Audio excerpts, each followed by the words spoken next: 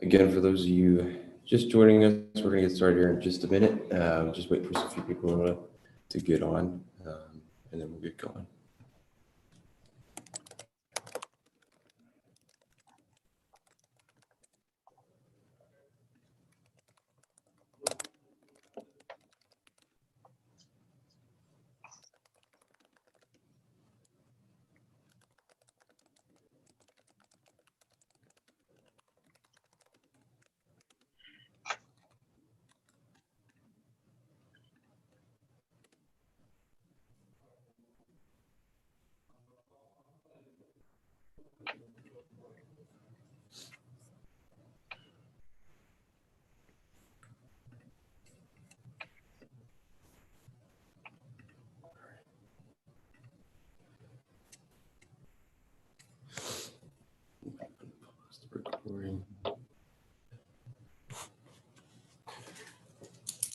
All right, well, we'll go ahead and get started here.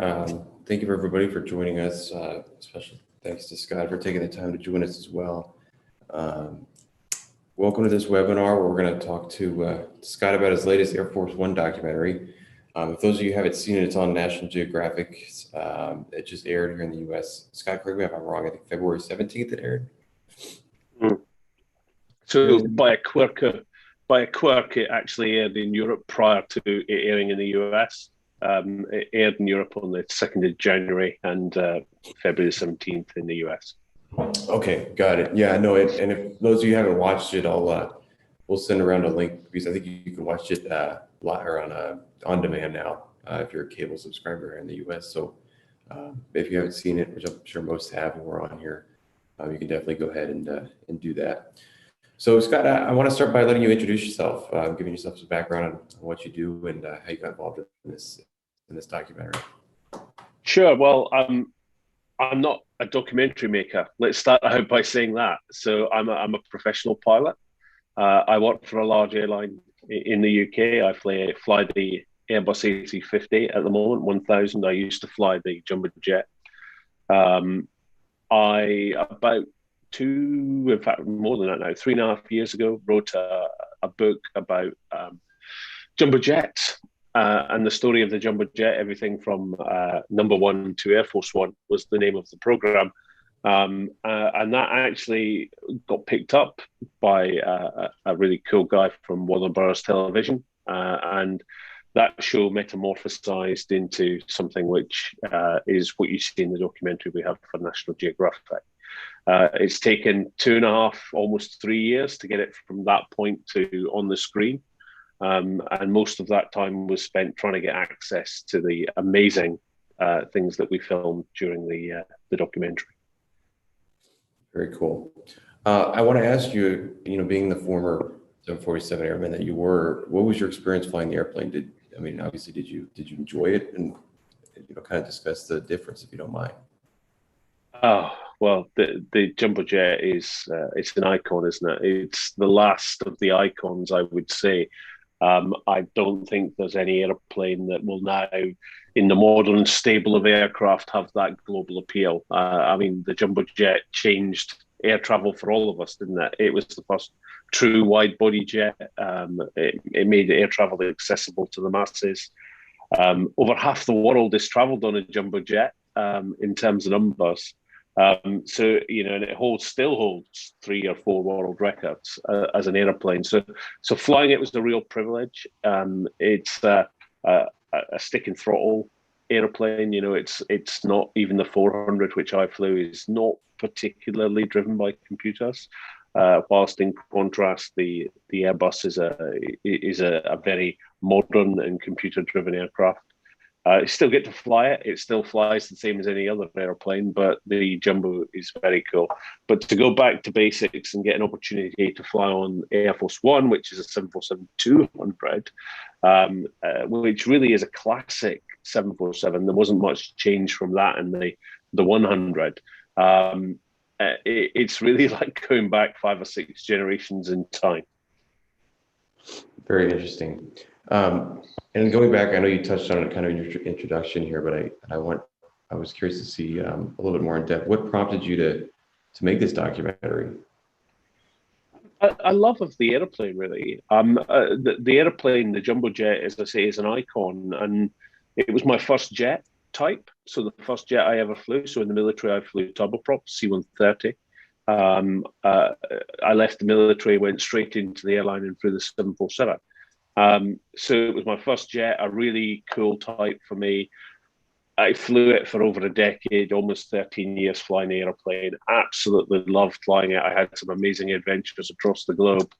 And to be able to write something about it that chronicled it for the 50th anniversary, that would have been had we put it out then. But actually, as the story changed, it wasn't so important to be out on the 50th anniversary. More important to mark this major milestone of this new airplane arriving. Cool. While making the documentary, what did you find most compelling, either about the airplane or just about the whole experience itself of being immersed in that side of our, it's a very high-level government operation here? The most impressive thing to me was the people. Forget the machine. I love airplanes, and people watching this will love airplanes as well. But actually, when you understand the commitment and the sacrifice that the airmen and airwomen, around the presidential airlift group, the time that they put into that mission to make it 5-star on time every time that airplane moves, as they say in the documentary, one of the crew chiefs says, it's a 31-year-old classic car, and they treat it as such. They hand polish the airplane every time it comes back from a mission. Every single panel on that airplane will be hand polished when it comes back from a mission by the team of 40 engineers that look after each aircraft. And that's commitment. That's a huge commitment from them. And they're very proud of their mission. And really, for me, the story is more about the people that make it happen rather than the machines themselves. The machines are a way of telling the story about the people. So the people, for me, was the compelling part, actually. Interesting. Yeah, personally, I could attest to that. It's an incredible operation, what they do. It's almost always seamless. So ahead of this, we had a audience member submit questions in a form on our website. So I selected 6 of those that I thought were most fitting to the discussion here, and I kind of want to bring those into light. They kind of vary in how they operate here. Some of them are more about the airplane, some of them are about the documentary. But Sure. So the first one here is who has the final say about the paint or the new livery? And then there's a follow-up to that. And who supplies the design proposals for that? So the final decision with any of this will rest with the President of the United States. Let's be clear on that. However, the Air Force does have a big input into all of this, and there is a fantastic team at Wright-Patterson whose sole job is to design and manage the whole conversion of this aircraft from delivery all the way through to operational delivery to the President of the United States. There are some things that obviously mean the livery is going to have to change. They can't keep the existing livery in the way that it is because it's a different airplane. It's still a jumbo jet, but it's actually a different airplane. This airplane is significantly longer, so the livery would have to change. And there's elements of the current livery, and I'll give one example. The silver panels on the side of the aircraft are not possible to have on the 747-8, those chrome panels. So even if the colors stayed the same, the livery would have to subtly change. So I don't think we'll see exactly the same livery on this airplane. Do I think that we'll see the livery that President Trump chose? Well, I don't know, is my honest answer. I think the current president has a lot more to think about than that, but the decision would finally rest with the president, as it does on all of the aircraft. And interestingly, the First Lady in the past has had a significant input into the design of the inside of the aircraft. And if we were to look at Nancy Reagan, in fact, designed a significant amount that went into the jumbo jet that they have now, the VC-25A. The mural, particularly in the presidential bedroom, was designed by her and has a southwestern theme. Inspired by Arizona and being in the sort of the Phoenix area. So there is lots of design changes that could happen between now and delivery. We're looking at delivery being in 2024, so we're actually quite a bit away from this airplane being finished. Okay. Second question here is, how long have you been working on this documentary? 3 years. It was a tough 3 years from start to finish. So from having the initial idea, which was very quickly, and the great team at National Geographic picked up on that very quickly. We worked with the administration and the DoD for a significant amount of time to get access to the Andrews Air Force Base and the secure areas within there, which will house these two aircraft. And more importantly, the amazing new airplanes, which started their journey at Victorville, out in the Southern California desert, and then to San Antonio into the secure facility there at Big Texas. Excuse me. So, a lot of things had to happen to facilitate the filming. Obviously, I'm a Brit, not an American, so to be able to get access to that as a foreign national is also quite difficult. And certainly to be able to get access to fly on Air Force One is difficult for a foreign national as well. And to have done that twice is a huge privilege. Will the new Air Force One be able to hold a larger press corps? Sorry, can you say that again, Ryan? I missed that. No, you're good. Will the new Air Force One be able to hold a larger press corps? Potentially, yeah, because there will be more seats on board. How those seats will be allocated, I actually don't know. So, but they will have the capacity to carry more than they do now. I mean, as I'm sure you know, this is the longest commercial aircraft in the world at the moment in service. So, there is a lot more space. A basketball field, more space. So a basketball court, more space in this airplane than there is in the existing airplane. So there'll be a room for more seats, more capacity. So yes, I think they will. But also there'll be more staff on board this. So we've talked about there are extra doors on this one, so they'll need to have extra cabin crew, flight attendants to do that. And there will also be more mission-oriented crew, because we're moving from 3 communications operators upstairs to 4, so the communications area will expand significantly in the bubble.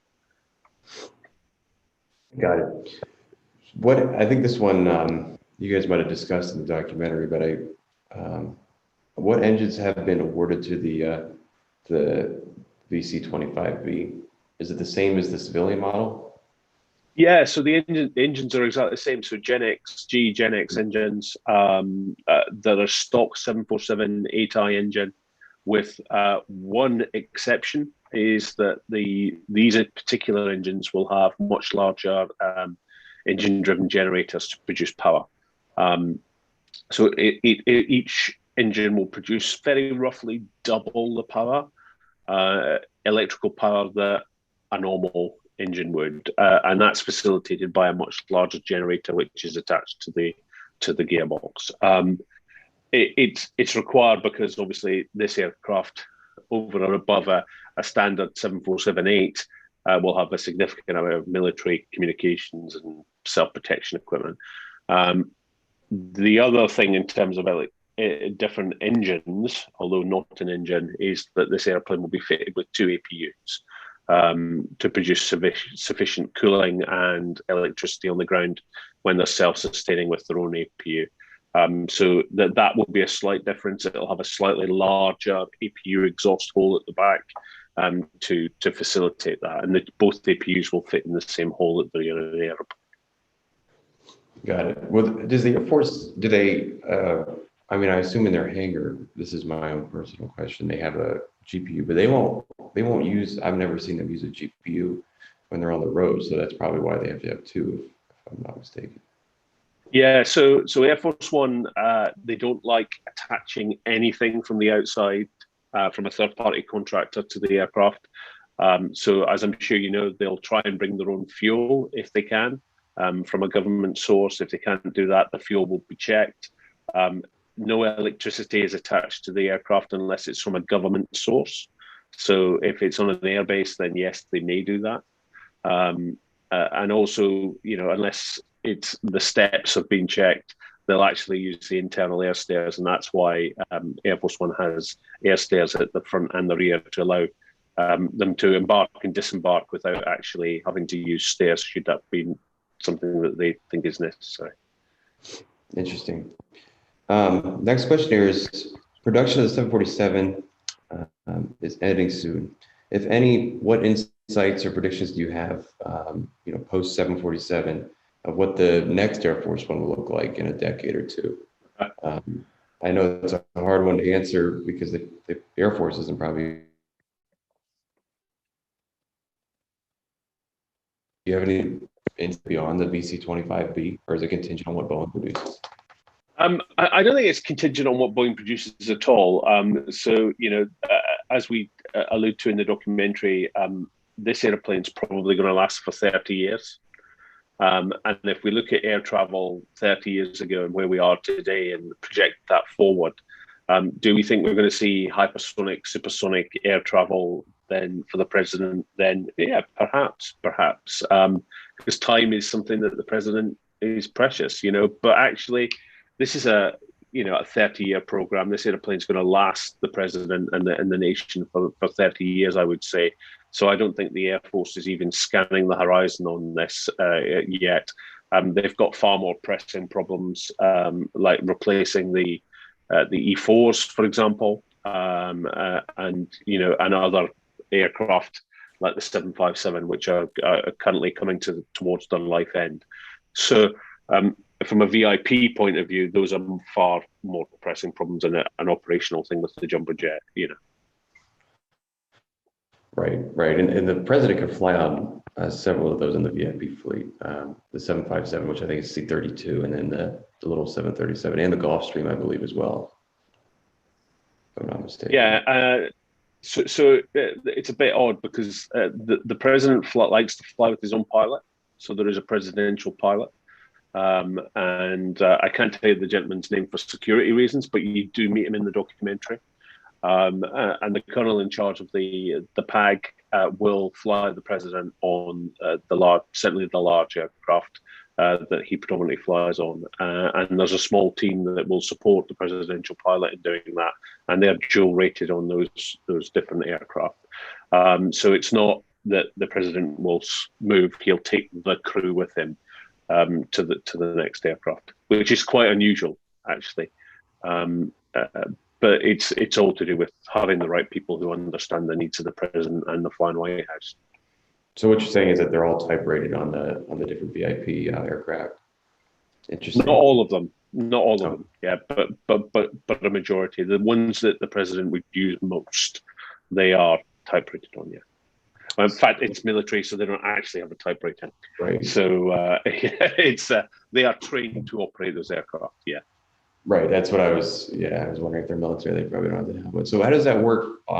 Following up on that, then, do they have to get simulator time? I mean, is that something they have to do? Do they have to, like airline pilots have to do? They have to go into the simulator and do maneuvers and all that? Yeah, it's actually one of the challenges they talk about in the documentary is around the 747-200 that they currently have. Nobody flies that anymore. So they have to do the training in the airplane, and anybody who lives on the East Coast, Delaware or anywhere around there, will often see Air Force One or the VC-25B using a Venus call sign will pop out the skies and do some training and disappear again, and that's because the crew have to do their recency and their flying training in the aircraft. Predominantly because there is no simulator, but that again presents some challenges, and moving to a newer aircraft will alleviate a significant amount of those, because there's a simulator, so you're not having to fly the airplane as much for crew training. But obviously, if they're flying the 757 as well, then they have to maintain recency on that. Yeah, and they've got their own recency, which is quite robust, far more robust actually than you would in a civilian environment. Right. Okay. Let's see here. So this goes back to the question in the early part. We saw it in the chat, and I think it's a great question.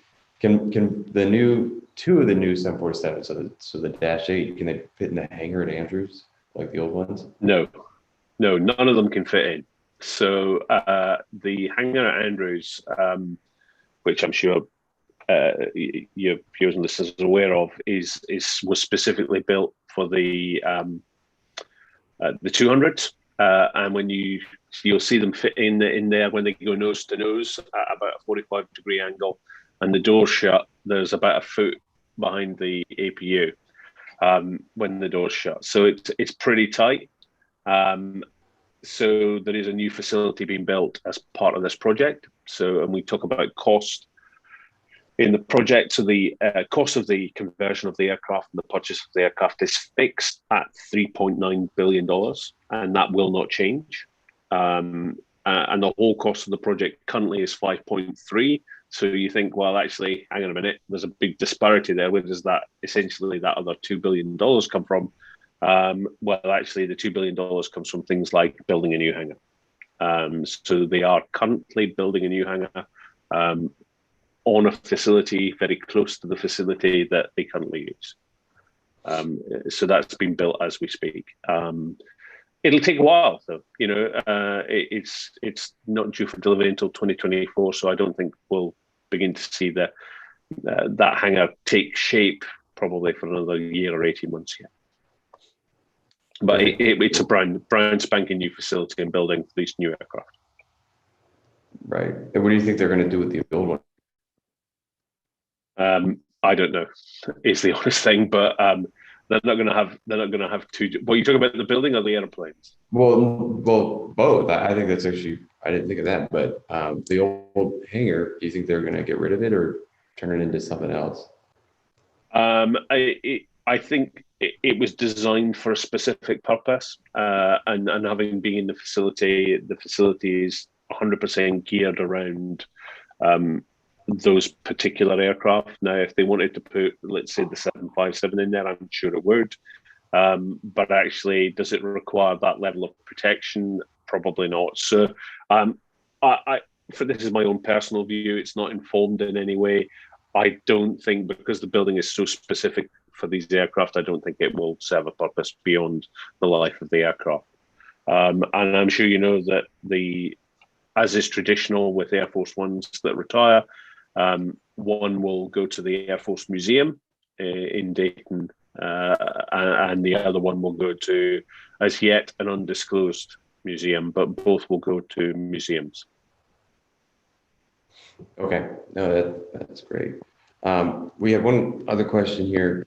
So the documentary was about an hour long. How many hours of footage did you all have to shoot? Oh my goodness, loads. So we spent 8 days filming with the team at Andrews, and we filmed almost continuously across those 8 days. So probably a couple of 100 hours worth of footage there from 2 cameras. At San Antonio, roughly the same. So, you're probably looking at nigh on 500 to 600 hours worth of footage, and including the footage that we did at Everett. So we tried in this film, and excuse me, people have done Air Force One documentaries before, lots of Air Force One documentaries. And what we tried to do was tried not to use clips from other shows unless we really had to. Try and use original footage, new footage, stuff people have never seen before. So, for example, this was the first time anyone had shown on television the communications area of Air Force One whilst we were airborne and using it. That had never been filmed before or shown on television. There were other bits that we filmed of Air Force One that we could have shown, and we just didn't have the time. So, for example, one piece that I really wanted to show because it's really controversial is the lower deck, because I'm sure everyone knows that Air Force One actually has 3 usable floors. So the upper deck in the bubble, the main deck, where the passengers are, and it has a completely usable lower deck. Now, we filmed and had footage released from the DoD that we could use from the lower deck portion, but we just couldn't fit it into the documentary, sadly. And before you ask, there is not a secret escape pod. Not like the movie with Harrison Ford. Yeah. Well, and then that sort of begs the question is, what's on the lower deck? I mean, I assume that traditionally that would be, the cargo hold or the cargo bulk for an airliner, but I assume that's the area that they repurposed. Do you think, A, they're going to do that on the new one to create a third floor or a bottom floor, a basement, or whatever you want to call it? And B, is there anything down there? I think we might have seen it on the documentary. You see a little bit of it. So Yep. Yes, there is definitely going to be something down there. So on the new aircraft and the existing aircraft, the air stairs go into the lower deck on both the front air stairs and the rear air stairs, and that's a feature that's going to be kept with the new Air Force One. And then below there, without giving too much away, they carry a lot of spares. So Air Force One carries a significant amount of spares with it, so that if it has a line maintenance problem when it's away from base, it will have tires, for example. It carries is a good example. If it were to have a tire damage issue, they could swap the tire out whilst they were waiting on the president doing his stuff and coming back. There's obviously a baggage space. And the current Air Force One, and you do see this, it has its own baggage loader, so they don't use external baggage loaders. There's a very special baggage loader which is there, which comes out and folds out itself to load baggage. And then one of the big things that we talk about is Air Force One carries its own food. And people think, well, yeah, but it's only got 100 people on board. It goes from here to there. That's 100 meals. Yeah, but what people don't realize, and what we brought out in the documentary, is if Air Force One goes on a tour with the president for 2 weeks, it takes all of the food from the US. So it will not pick up food elsewhere. They won't go to the local catering firm and say we need 100 meals for obvious security reasons. So what they'll do is they'll carry made in their own kitchens in the hangar, because the hangar has its own kitchens. They'll take stuff which was produced by themselves for the entire tour. So over a period of 2 weeks, and I think we do talk about this in the documentary, they have the capability of producing about 4,000 meals, which is significant. So you got to think, well, actually, where are they going to keep those 4,000 meals or the stuff to make 4,000 meals? So that'll give you a clue. There might be some storage on the lower deck, which allows them to chill or freeze a significant amount of fresh product that they can carry around. And food and drink is the same, so all that's down there. And then there would be the obvious things that perhaps the Secret Service might want to keep down there, and some other bits. So yeah, that's the lower deck is usable, and you can go down there during flight, and it's pressurized and it's heated, and it's entirely usable. You can walk around as it would be in any other deck. Interesting. Well, it's quite noisy, so. Yeah, I would imagine so. Well, that's all the questions that we had here. Scott, is there anything you'd like to add for the audience? Any tidbits?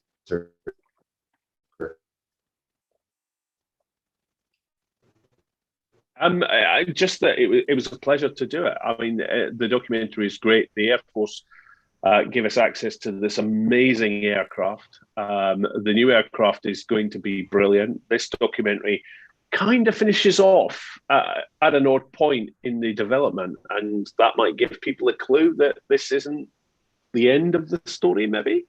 So the story is, will end when it's delivered to the President of the United States in 2024. So there's a bit more of the story to tell, perhaps. So stay tuned for that. And I think, I mean, the plane is amazing. The current aircraft and the privilege to fly on the current aircraft a number of times, and it is truly amazing to see the passion and the hard work it goes into keeping this 30-year-old airplane going. It's really tough for them, and it costs the taxpayer about $250,000 an hour to keep this airplane in the air. So you can see why they want to move to a more modern aircraft that's more mainstream and people can get spare parts for. It's no secret that they struggle to get spare parts. They talk about it in the documentary, and they very often have to manufacture a part, which isn't cheap, or they have to go to somewhere like Victorville and find an old 200 and rob the part and have it reconditioned. And for a presidential aircraft, that's not really something you want to be doing. So, it's time to replace it. It's got a few years left in it yet, so it will get to 2024. But I think when the time comes, it will be done. It will have served its time, then some, and the new aircraft will bring some amazing modern technologies. The wing, for example, I'm sure you are as big an av geek as I am, Ryan, if not bigger. So the 747-8-8, it's not an 800. And the reason it's not an 800 is that the technology that came from the 787 was used to design this airplane. So the -8 is actually a nod to the technology from the 787. And the composite wingtips, the flaps that were used on this aircraft, the engines that were used on this aircraft, will give the Presidential Airlift Group performance that they don't have now and capabilities that they don't have now, like, for example, Cat 3B Autoland. They don't have that capability with the current aircraft. It just didn't exist then. And capabilities like RNAV, that they've had to kind of jury rig into this old airplane by having a navigator station. So the current airplane has two pilots, sometimes a third pilot, a flight engineer, and a navigator on the flight deck, with a navigator station which is standalone, which encompasses some RNAV equipment and GPS that allows them to do RNAV approaches. That will all go on the new aircraft, and they'll go down to two pilots. So they'll lose the flight engineer and navigator because it will all be integrated into the aircraft systems. And it is, those were the last passenger 747 classics to come off the line to be delivered.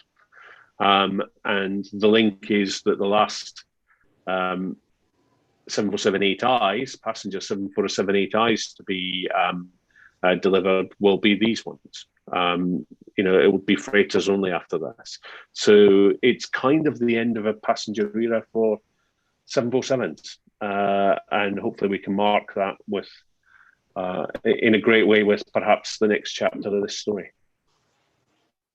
Absolutely. Well, Scott, thank you so much for joining us. And I just want to say that, this is sort of our first foray here at Airline Geeks into webinars.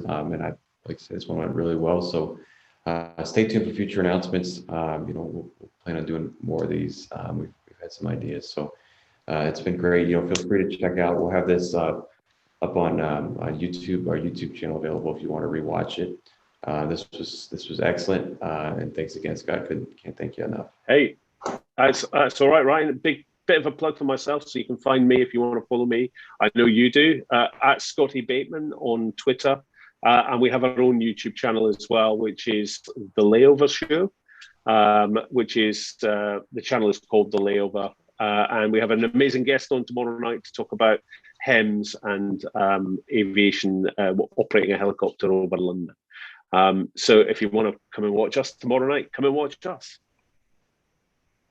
Excellent. Thank you. And also just our plug too, I want to mention, be sure to check out the Airline Geeks podcast. We've had it going here for the past couple of months. It's available Spotify, anywhere you watch or listen to podcasts. It's been great. So highly recommend checking that out too. And thanks again, Scott. Really appreciate it. Hey, it's all right. Thanks to everybody for attending. Bye, Ryan. Bye, everyone. Bye.